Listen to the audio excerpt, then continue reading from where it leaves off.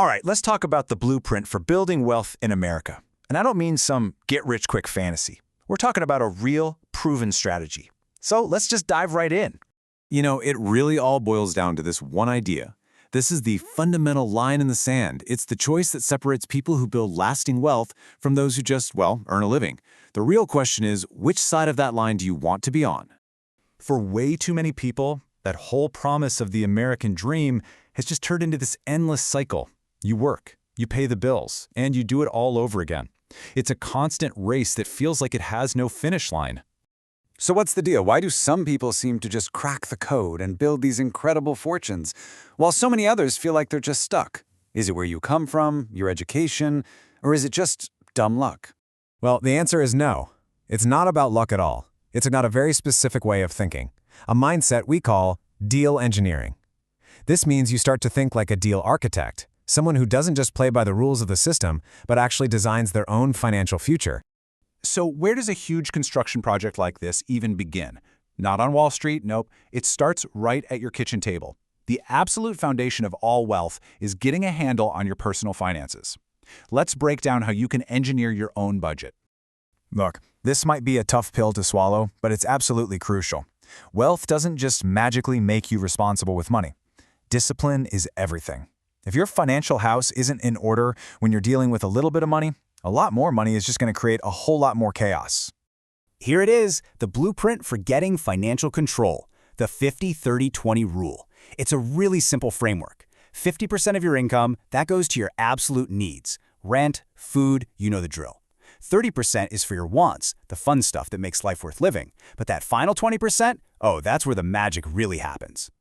And let's be super clear, that 20% is not a rainy day savings account. We call it your independence fund. This is the fuel for your entire wealth-building machine. Every single dollar that goes in here has one job, and one job only, to be deployed into an asset that will make more money for you. Always remember this. It's not about how much you make, it's about how much you keep. The gap between what you earn and what you spend, that's the literal distance between you and financial freedom. Every time you skip an unnecessary purchase, you're not just saving a few bucks, you are actively closing that gap. All right, so you've engineered your budget, you're consistently fueling up your independence fund. Great. Now, you need an engine to make that capital grow and grow fast. So let's talk about the stock market. Why stocks? It comes down to one word: scalability. There's really no other asset out there that lets you multiply your capital as quickly or as efficiently. It is the accelerator that can take your disciplined savings and turn it into a serious war chest for the bigger deals that are coming down the line.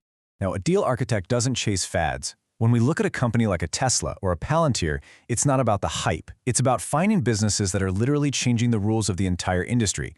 They have something called a competitive moat, a powerful, durable advantage that protects them and, by extension, protects your investment. And this really shows you the massive difference in mindset. On one side, you have the gambler. They follow the crowd, they buy into the hype, and they panic sell at the first sign of trouble.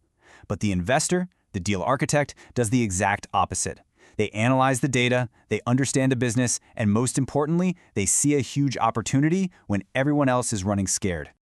Okay, so we've got our fuel from the budget. We have our accelerator with stocks. Now, it's time to build the fortress. We've made it to the very top of the wealth pyramid, real estate. This is the ultimate asset for securing and growing your wealth for the long haul. Think of it this way. Stocks give you that speed and that powerful growth. But real estate, that gives you stability. It gives you permanence. It's the solid, tangible asset that's going to protect your wealth from all the craziness in the market. It's your financial stronghold.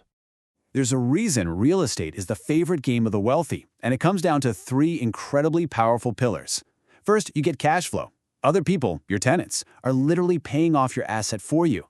Second, appreciation. Over time, that physical asset is almost certainly going to be worth more. And third, the government gives you amazing tax benefits that you just can't find anywhere else. It is a true wealth creation trifecta. This is why you have to stop thinking about real estate as just four walls and a roof. When you approach it like a deal architect, a property becomes a system. It's a finely tuned machine that's engineered to generate income, build your equity, and slash your tax bill, all at the very same time. So, we've covered the foundation, the accelerator, and the fortress. We've laid out the entire blueprint. But now, the focus shifts. It's no longer about the plan, it's about the architect. And that's you. It's your turn to start building.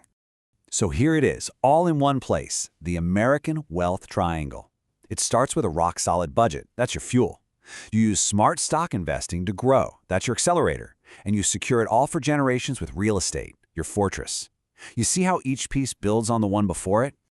The single biggest thing to take away from all this is that building wealth is not like playing the lottery. It's a construction project. It takes the patient, careful mindset of an engineer, someone who draws up a plan and then methodically builds their financial future, brick by brick. So, I'll leave you with this question to chew on.